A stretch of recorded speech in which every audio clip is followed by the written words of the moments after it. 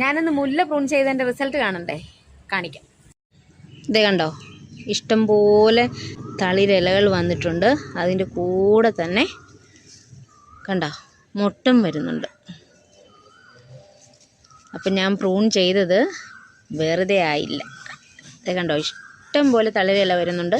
ഇനിയിപ്പോൾ അവിടെ തന്നെ പുതിയ മൊട്ടും ആയിക്കോളും. അപ്പോൾ ഇത്ര ഇലയൊക്കെ വന്ന സ്ഥിതിക്ക് കുറച്ച് വളവും കൂടെ കൊടുത്തേക്കാം. പിന്നെ ഞാൻ ഏത് വളമാണ് യൂസ് ചെയ്യുന്നതെന്ന് പ്രത്യേകിച്ച് പറയേണ്ട കാര്യമില്ല. എൻ്റെ വീഡിയോ കാണുന്ന എല്ലാവർക്കും അറിയാം പച്ചക്കറി വേസ്റ്റ് മാത്രമാണെന്നുള്ളത്. മുല്ലയ്ക്കും അത് തന്നെ, എൻ്റെ പച്ചക്കറി ചെടികൾക്കും അത് തന്നെ.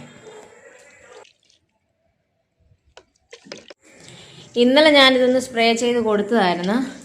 ഒരു പ്രാവശ്യം മാത്രം ചെയ്തുകൊണ്ട് ആകത്തില്ല, ഒരു 3 പ്രാവശ്യം അടുപ്പിച്ച് ചെയ്യണം. പിന്നെ 1 മാസത്തേക്കോ 1.5 മാസത്തേക്കോ പിന്നെ ഒന്നും ചെയ്യേണ്ട കാര്യമില്ല.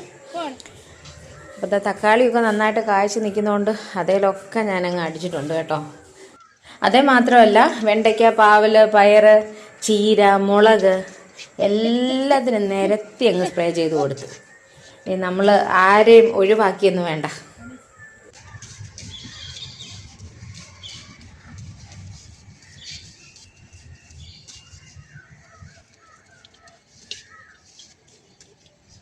ഇത് വിത്തിന് നിർത്തിയേക്കുന്നു.